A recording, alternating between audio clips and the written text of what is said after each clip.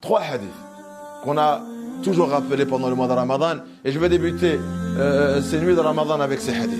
Le premier, le prophète sallam nous dit, celui qui jeûne le mois du Ramadan, imanan, avec foi, wahtisaban, et avec espoir envers sa récompense, tous ses péchés sont effacés. Et le deuxième hadith, celui qui veille les nuits du Ramadan, imanan, avec foi, wahtisaban, avec espoir en sa récompense, ghufira lahu ma taqaddama min dhanbihi, tous ses péchés sont effacés. Troisième hadith, celui qui veille la nuit du destin, avec foi, wahtisaba, et avec l'espoir en sa récompense, Allah lui efface tous ses péchés. Vous remarquez que dans ces 3 hadiths, le prophète sallallahu alayhi wa sallam, en parlant du mois de Ramadan, il parle du jeûne le jour, il parle de veiller la nuit, et ainsi le 3e hadith, de veiller la nuit du destin. Et que pour que tous nos péchés soient effacés, le prophète sallallahu alayhi wa sallam, il a rajouté 2 conditions. Dans le hadith, il n'a pas dit celui qui jeûne le mois du Ramadan, tous ses péchés sont effacés. Ou il n'a pas dit celui qui veille les nuits du Ramadan, tous ses péchés sont effacés. Il n'a pas dit celui qui veille la nuit du destin, tous ses péchés sont effacés. Non, non, non. Dans le hadith, il a dit imanan wa ihtisaba. Il a rajouté 2 mots. Faut pas uniquement jeûner. Faut avoir la foi. Faut avoir la foi. Et la foi, c'est pas quelque chose de banal. Faut y croire.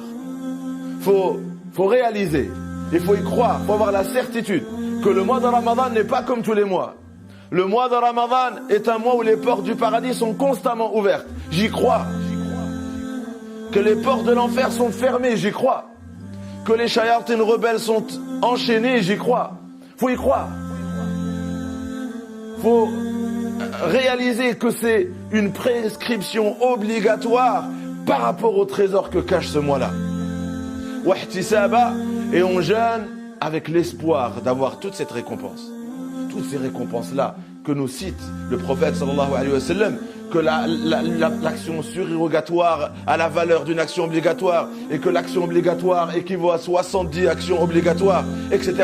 On a l'espoir d'obtenir toutes ces récompenses et c'est pour ça qu'on fait ce qu'on fait.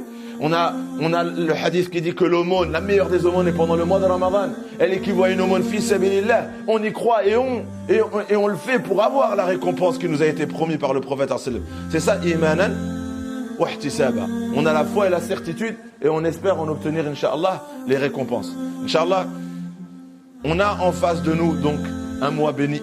On a en face de nous une faveur qui nous a été accordée par Allah Azza wa Jal. On a l'occasion de se jeûner avec foi et certitude et avec l'espoir de la récompense. On a l'occasion de veiller ces nuits. Et Inch'Allah se cache dans ces nuits-là, Inch'Allah, nuit du destin, qu'Allah Azza wa Jal nous permette de jeûner avec certitude. Et on demande à Allah Azza wa Jal de ne pas nous priver de sa récompense. On demande à Allah Azza wa Jal de nous accorder la facilité de veiller les nuits de Ramadan en adoration et en prière. Et de ne pas nous priver aussi de veiller la nuit du destin, Inch'Allah.